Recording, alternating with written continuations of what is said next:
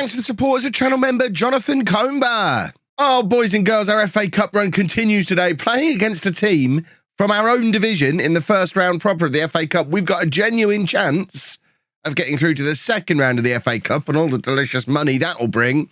The only problem is we've just played them in the league and they battered us.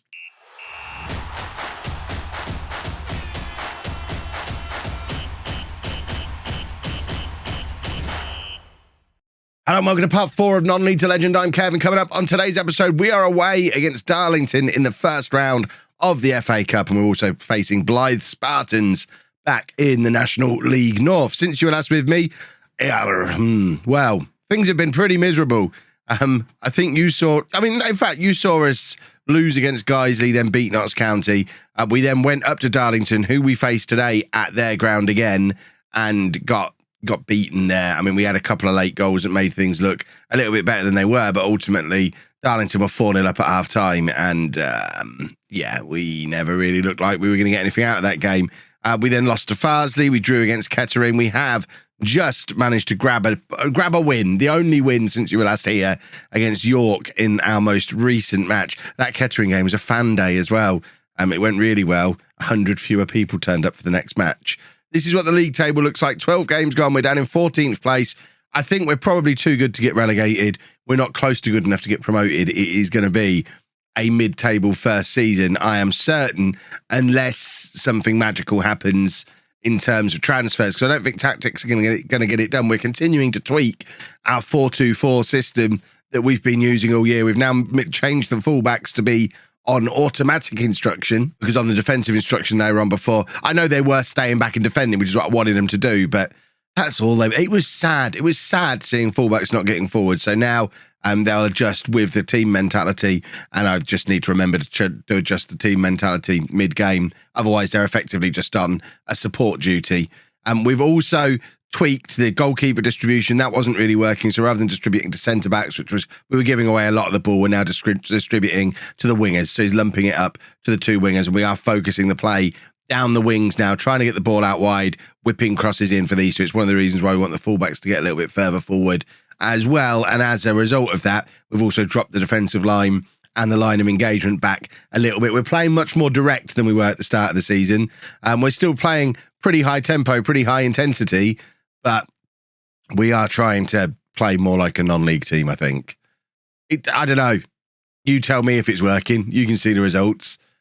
Let's go and try and get a result against Darlington. We've got Weaver in goal, a back four of Edmondson, Dyche, Morrison and Meredith, Clark and Gittings in midfield, Turner and Kelly Evans as our wide men. Turner's now an inside forward rather than an inverted winger, because he can't, it seems he can't cross or shoot, but I think it's more likely a shot accidentally goes in than a cross accidentally hits a player. And then Mooney and Phillips up front. On the topic of Kieran Phillips, remember, he was the great saviour when he came in the last episode. We thought everything would be okay. Now Kieran Phillips is here. He's only scored once more in the league since then. So maybe he's not going to be the 30-goal-a-season striker he looked like he was going to be on his debut when he wasn't even fully fit. But maybe, just maybe, he's one of these FA Cup specialists and he's going to go and grab us a load of goals against Darlington today and fire us into the second round. Because ultimately, as long as we don't get relegated, the FA Cup's kind of what this season is all about at this point. If we can generate money in this competition, then that's money that we can then spend in the summer to get us promoted next year. That's the long-term thinking we've got going on here. We don't have the squad to go up this year, but if we can beat... Oh, what a finish from Mooney! What a start to this match. That's audacious. That's the only word that can describe that. It's the first attack of the game. We'll have a look at it on the replay. I said we were going a little bit more direct. Ball comes to Gittings. He just heads it forward to Phillips. Phillips heads it on to Mooney. And Mooney's the first person in the move to touch the ball with his foot. And his second touch with said foot is to dink it over the goalkeeper beautifully. Industrial, direct, lower league football with a little bit of class to finish things off, to make it 1-0 to us. And what I was trying to say... this doesn't look like their big 25,000-seater stadium, by the way. And what I was trying to say is if we can get a big team in the next round or another terrible team and get into the third round and get a big team there, we can make I am dreaming and getting well ahead of myself, but if we can get like £500,000 in the bank for next season, you can guarantee that that's going to give us a little bit more wage budget to play with. and allow us to do some real wheeler dealing in the summer. Because remember, in the summer, I know it's only November, it's a little bit early to be thinking of the summer, but in the summer, every single player at the club is out of contract. We could let everybody go and completely replace them all. So these players are playing for a contract extension, and not a lot of them are going to get one, I don't think. There's going to be a lot of business going on next summer. And the more money, I mean, what a team talk that would be. Lads, if you play really well, we'll be able to afford to replace you and you can all go and work somewhere else. Won't that be swell? This isn't exactly the same team talk I'm giving the players. Right, we are going to take off Phillips, bring on Fowler to be our target man up there. And the defence are all getting very tired. Turner's not having the best of games. I think we need to deal with the general tiredness in our defence. Lane can come on at left back. We'll leave things there for now because the only other defensive change we've got is old man Mace. And I don't know that he's the man to inject energy into a defence. Right, cross comes in and that was a little bit of a warning. I mean, we got that early goal and have kind of stopped since then. Looking at the match stats, Darlington have very much been the better team since then. We're trying to sit on this lead and maybe we do need the experience of Mace to come on, stick him in there alongside Max Dyche and hope that making a substitution whilst defending a corner isn't as bad as they always tell you it is. Oh my word, comical defending, but we managed to get the ball away and it's Mooney again who turns. And we've got a counter-attack on here. He's played it all the way back to Dyche. I mean, maybe we decided not to counter-attack, which probably in the circumstances, not the stupidest thing we've ever done. Weaver playing it forward to Fowler who flicks it on nicely. That's why Fowler's here for that. Unfortunately, we didn't really make anything from it, but I do love a target man doing a little flick on like that when it actually works. Those of you who watched Home last year will remember how much I enjoyed Danny Pritchard. A good target man is great. It's a rubbish target man I don't like. This is not nice. Right, we are going to drop back to a balanced mentality for the final 10 minutes or so. I know I've changed. We're basically parking the bus on a balanced mentality in a 4-2-4. This is the closest I get. But I think we are just about going to hold on. We have. You can't say we deserved it. But we have made it through into the second round of the FA Cup. I think there's going to be prize money attached to that result. 22 grand of prize money. Oh, we're into the positive. We don't need to worry about this anymore. Well, we might do. What we do need is a big draw in the next round. That's what we're now hoping for. So, draw time for the second round. There are a lot of non-league teams left in this tournament. Just flicking through there, there's a lot of teams not even showing us having a division. I'm in two minds about what the best thing for us to get here is. In fact, this is the FA Trophy. What the hell? I thought this was the FA Cup draw. Well, apparently the FA Cup draw is happening today as well, but we've been distracted by a silly FA Trophy draw, which we don't care about. Can we... What? Do we want extra time? Yeah, whatever. Do we get an FA Cup draw now? FA Cup draw. Where's the FA Cup draw? FA Cup draw. Knew it was happening today. Always switched on. Far fewer non-league teams left in this. Makes a lot of sense. So we either want a really rubbish team at home or a big team away. Because we either want to get through to the third round and get a big team away from home, or we want the money now. So big team-wise, who have we got who's a potential option? Hopefully they've not knocked out. Ipswich would be a good one. That's a money-making match for us.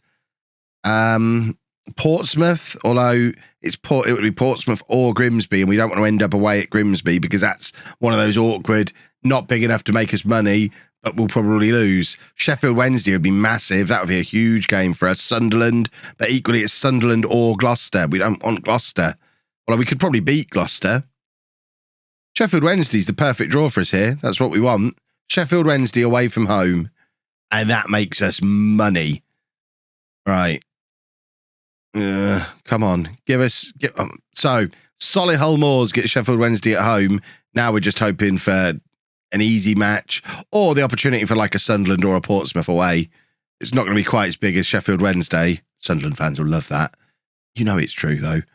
Right, come on. Where are we? Give us someone good. Ipswich have gone. Sunderland have gone. We are at home. So if we're going to be at home, we want to be at home against somebody beatable so we can get into the third round. There aren't many. Dorking are still in. We'd take Dorking, please. But other than that, there's no one else really at our level. Chester are still in, but it was Chester or Morecambe. and Morecambe would beat us. So we really want Dorking here. McDongs. I mean, they're probably going to beat us. And as everyone knows, they have precisely 0 fans. So it's not going to make us any money either. Probably about the worst draw we could possibly get. The only good that can come out of facing Franchise FC in the FA Cup is the opportunity to knock them out of it. I think that's a bit of a tall order. When do we play that? It's not even shown on the fixture list yet. It'll be in tomorrow's episode, worry not. But for now, let's go and play Blyth Spartans, shall we? Right, a couple of changes for the Blyth game, largely because of fitness reasons. This is the first time we've had to play games this close together. So Dice drops down to the bench. He's not fully fit, so Morrison's going to slot over to centre-back. Martin coming in at right-back for him. Similarly, in midfield, Gitting's not fully fit, so he can drop out, and Simi and May can come in midfield. Mooney is going to drop out onto the wing, so that Fowler can come in up front. And I think this is the team. This is the team that's going to go and beat Blyth. It's going to be a thing of beauty. Right, let's. I thought they didn't have enough subs there. That confused me massively. They do. We haven't got very many either. 5 subs is silly. I thought that was a bib. It's not a bib, I don't think. I think it's one of those club crest things that the captain exchanges before the match in olden days. But it does look a lot like a bib. Right, we're up in Blyth. I imagine we've stayed up this way because Blyth's up in the northeast as well, isn't it? How close to Darlington is Blyth, boys and girls? Let me know down in the comments. I imagine a team like Leamington with part-time players can head up to the northeast and just spend 4 days in a hotel up there, both financially, and the players have no problem getting the time off work. That is a stupid goal. This is non-league. We shouldn't have to see that.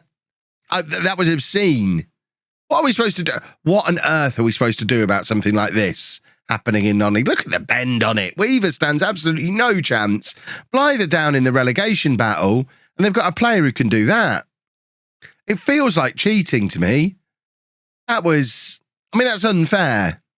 We should get a goal as compensation for the fact that shouldn't have been allowed to happen. Right. I mean, this is the problem we get. We've had this before. I'm not saying it's definitely happening, but there's a chance it might. The ref, I thought that was one of our players. The colourblind Kev is seeing the ref in a Leamington away kit and is getting very confused. And we're 2-0 down, and my fear is coming true.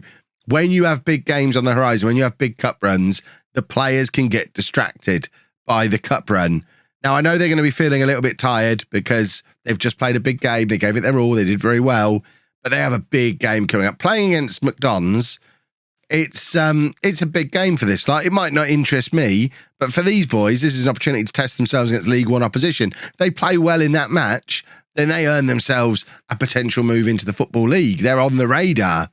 So they're firstly going to be distracted by that and thinking about that. But secondly, they're not going to want to get injured in the matches in between. They're not going to want to risk not being able to play in such a big match. Now, I don't know if any of this is actually factored into Football Manager or if it's just confirmation bias over 25 years of playing the game and thinking that it's happening.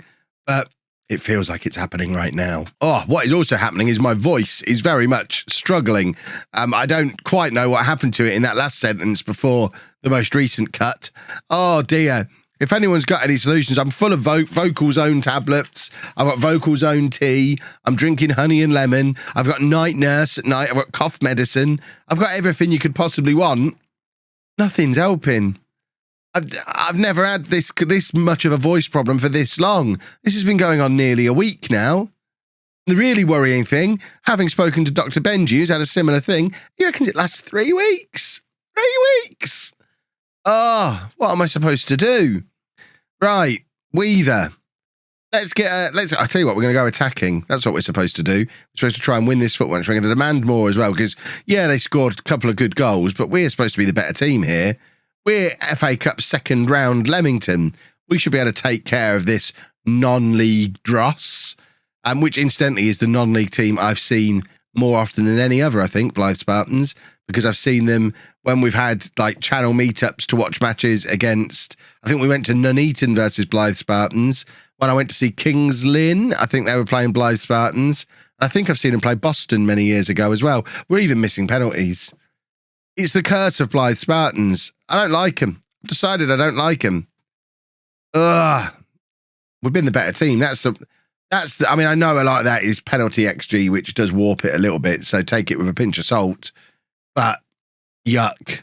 Just yuck. We've got, I mean, a good job we've got all these defenders on the bench as well. They're going to come on and change the match. We'll get Parker on for Mooney, who's tired. We may as well just freshen up the defenders. Lane can go out there and Mace can come on, and we'll get Dyche back on as well. And just accept that today hasn't really gone our way. We're going to drop back down to positive again. We'll show some encouragement, but I don't think we're getting back into this match. We're just tired. I think this is the first match of the season where we've had to play 2 games in a week because of the cup run. And this is the other thing that the cup run is going to cost us. When we're playing quite a high-intensity system, whilst only being a little non-league team that's part-time, yeah, it's a problem. We might have to seriously lower the intensity for the